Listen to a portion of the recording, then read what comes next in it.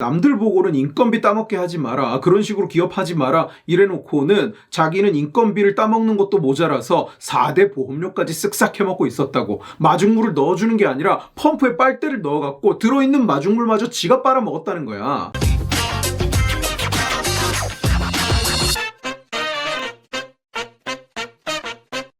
이 월향은 뭐 한식 주점이래. 한식도 팔고 뭐 전통주도 팔고 뭐 이런 데인가 봐. 여기를 운영하는 이여영이라는 사람. 이 사람은 원래 유명했던 사람이야. 뭐 방송도 했었고 이 사업을 시작하고 나서도 방송에 종종 이렇게 출연을 했던 것 같고, 정치권이랑도 인연이 있대. 친한 사람도 많다는 것 같고, 예를 들어서 박영선이, 중소기업 벤처부의 박영선이 그 중소기업 벤처부 간부회의를 2020년 첫 간부회의를 하는데 이걸 이여영이 운영하는 어떤 카페에 가서 했대.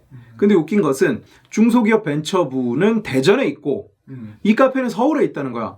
그래서 간부가 다 같이 배전해서 서울로 이동해서 여기서 회의를 하고 또 다 같이 대전으로 이동하는 이런 괴상한 짓을 했어. 그런데 이게 논란이 된 거야. 무슨 특혜를 준 거 아니냐, 개인적인 인맥을 그런 식으로 이용한 거 아니냐 하니까 중소기업 벤처부에서 변명하기를 여기가 서빙하는 로봇이 있다고 해서 갔다는 거야. 그 무슨 스마트한 나라 뭐 이런 의미가 있다고 거기를 일부러 찾아갔다는 거야. 서울까지. 근데 웃긴 것은 뭐냐, 대전에도 그런 가게가 있대. 그렇게 정치계랑 연이 좀 있어서 그런지 정치적인 성향도 좀 있는 것 같아. 정치에 관심도 많고. 이 사람이 2017년 8월에 어디 글을 써서 기고를 해. 허핑턴 포스트에 기고를 하는데, 이때는 언제냐면 이제 문재인 정부가 출범 딱 하고 한참 최저임금에 대해서 논란이 심할 때야. 얘는 2020년까지 10,000원을 만들겠다고 공언을 해 놓은 상태고, 사람들이 그거 안 된다, 못한다, 그거 감당 못한다 막 이러고 있던 시점이야. 실제로 첫 해에 우리나라 최저임금이 16.5%가 한 번에 올랐거든. 그러니까 막 그런 광풍이 불고 있을 때야, 최저임금에 대한. 그때 이 사람이 이런 글을 써서 올렸다는 거야. 제목이 뭐냐, 최저임금 때문에 사업을 접겠다는 기업가들에게. 무슨 얘기를 하고 있냐면, 현 정부의 소득이나 분배를 통한 성장 정책을 타격하기 위해 피해 노름을 과장하고 있는 것은 아닌지 걱정된다. 저는 사업을 접을 생각이 없습니다. 사업 의욕이 꺾이지도 않습니다. 어쩔 수 없이 이 조치를 수용하는 것도 아닙니다. 국내 소비가 늘 것이란 기대가 생겼습니다. 소득이 조금이나마 늘어 젊은 고객들이 늘기를 바랄 뿐이다. 적어도 아무것도 하지 않고 가만히 있는 것보다는 낫다. 말라버린 우물에 마중물을 부어보는 것이다. 자기도 2020년 최저시급 1만 원이라는 요인에 맞게 경영관리 계획을 짜겠다. 그러면서 다른 힘들다고 말하는 사업주들에 대해서 막 비판을 해. 그간 인건비 따먹기식 사업을 해왔고 앞으로도 계속 그러고 싶다는 것이다. 더 이상 이런 식의 사업은 불가능하다. 그러니까 정리하자면 이 사람은 그냥 나는 최저임금 인상에 찬성한다, 최저임금 인상에 반대한다 차원의 이야기를 하고 있는 것이 아니야. 이 사람은 그래서 소득 주도 성장을 찬양하고 있어. 그걸 하면 소득이 올라갈 거다, 우리 매출이 다 늘 거다, 그렇게 경제가 성장하고 나라 경제의 체질이 바뀔 거니까 불평을 하지 마라, 이렇게 이야기를 하고 있다고. 심지어 인건비가 많이 들어서 힘들다고 이야기하는 사업주들한테 인건비 따먹기식으로 경영하지 마라 막 이렇게 진짜 호통을 치고 있어. 무슨 펌프에 마중물을 집어넣는다 이 얘기는 아예 문재인의 워딩을 그대로 따온 거야. 그치. 이게 마중물이다, 마중물을 부어야 물이 나온다. 이 글이 나오니까 저쪽에서는 엄청나게 환호를 했었어, 이 글에 대해서. 왜냐하면 유명한 사람이고 막 체인을 경영하고 있는 업주인데 나는 기꺼이 돈을 내겠다. 니네도 엄살 부리지 마라. 돈 못 준다는 게, 엄살 부리는 게 그게 잘못된 거다. 이렇게 막 호통을 치고 나서니까 허핑턴이 이걸 기사화하고 저쪽에 거의 모든 언론에서 이걸 퍼가가지고 다 기사화를 했었어. 그러나 항상 저쪽 사람들이 그렇듯이 이 사람도 실제 현실에서는, 자기 삶에서는, 자기 경영 환경에서는 전혀 그렇지 않았어.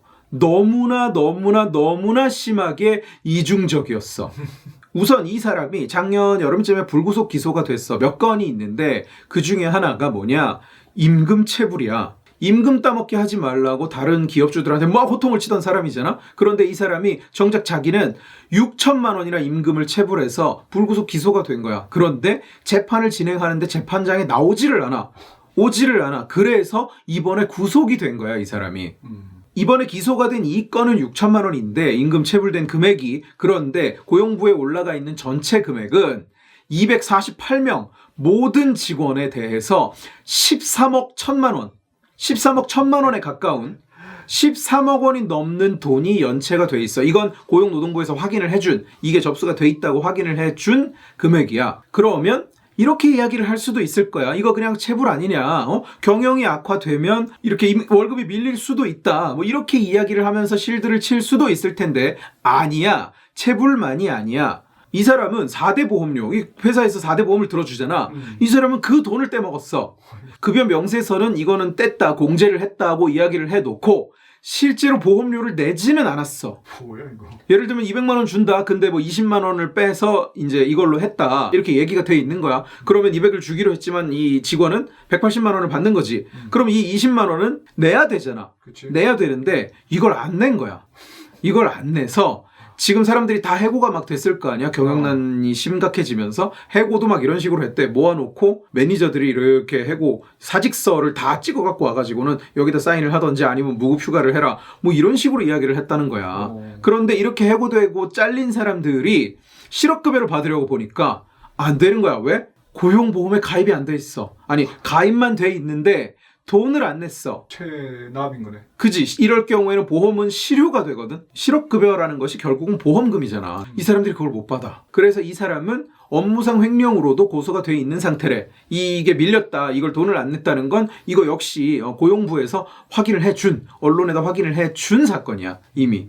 이 사람의 남편도 이 사람을 고소했어. 뭐? 횡령 겸 배임으로 총 40억 원어치를 횡령하고 배임했다는 거야. 말도 해먹네. 돈을 한 28억 원 정도를 땡겨가고, 그래서 이쪽에서 빼가지고 그쪽에다 넣고, 그리고 같이 운영하는 레스토랑의 매출을 담보로 잡고 이 일종의 사채를 끌어다 쓰는데 10억 원을. 그런데 이게 도장이 필요할 거 아니야. 공동명의니까 법인 대표 둘의 도장이 필요하잖아. 그치. 그러니까 남편 도장을 도용해서 그냥 갖다가 찍어가지고 돈을 빌렸다는 거야.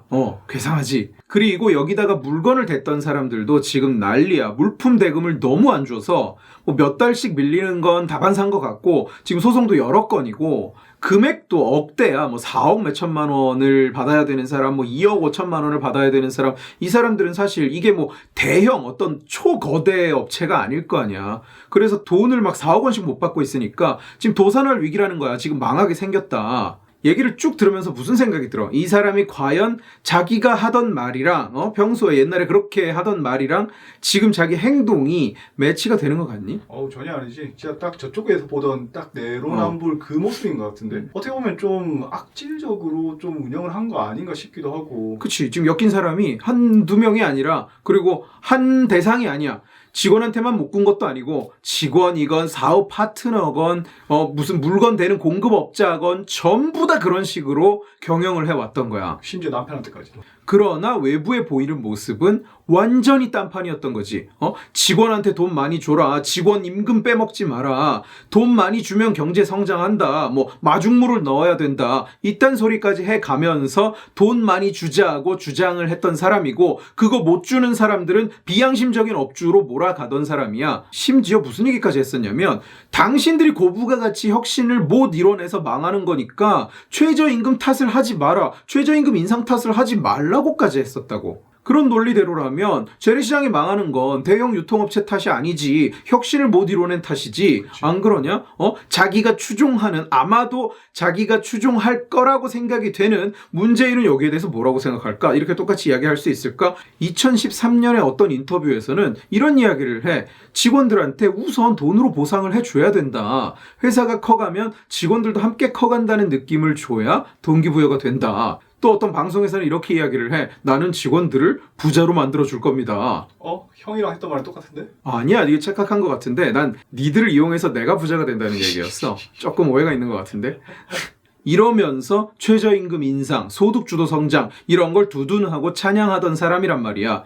그런데 정작 자기 본인의 삶은 어땠느냐. 임금은 13억 원이나 밀리고 직원들 4대 보험료까지 빼먹었던 사람이라고. 4대 보험을 가입을 안 해줬다. 차라리 이게 낫지. 안 그러니? 직원 돈에는 손을 안 댄 거 아니야. 근데 가입을 했다고 거짓말을 하면서 직원 돈을 빼먹은 거라고 그냥. 남들 보고는 인건비 따먹게 하지 마라. 그런 식으로 기업하지 마라. 이래놓고는 자기는 인건비를 따먹는 것도 모자라서 4대 보험료까지 쓱싹 해먹고 있었다고. 마중물을 넣어주는 게 아니라 펌프에 빨대를 넣어갖고 들어있는 마중물마저 지가 빨아먹었다는 거야. 저쪽 사람들이 이러는 꼴을 보는 게 하루 이틀 얘기는 아니야 사실은. 그치. 우리나라는 이렇잖아. 현실을 알려주면 그 사람은 극우 소리를 들어. 시장은 그렇게 돌아가지 않는다. 극우다.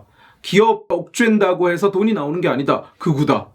그거 그렇게 안 된다. 최저임금 그렇게 안 돌아간다. 얘기하면 극우다. 이렇게 몰아간다고. 그런데 그 현실을 외면하는 것들이, 현실을 외면할 수 있다고 국민들을 속이는 것들이 자기 이익이 걸린, 실제로 자기 이익이 걸린 상황이 펼쳐지면 더 더럽게 구는 거야. 을을 대변해야 된다, 임금을 올려야 된다, 이런 걸 주장하던 의원들이 지네 의원실 인턴을 뽑을 때는 무급 인턴이야 맨날. 여성운동에 기웃기웃거리면서 나는 남자지만 페미니스트입니다, 이런 소리를 하던 놈들이 까보면 범죄 저지르고 앉았고. 요 정도 이번에 봐라. 세상 정의로운 척은 다 해왔으면서 심지어 당 이름도 정의로우면서 정작 자기 직원한테는 출퇴근 시간도 엉망으로 하고, 그리고 해고할 때도 절차고 뭐고 없이 막 그냥 부당해고를 해버리는 거야. 심지어 왕따를 시켰다는 논란도 있는 상황이야 지금 직원을.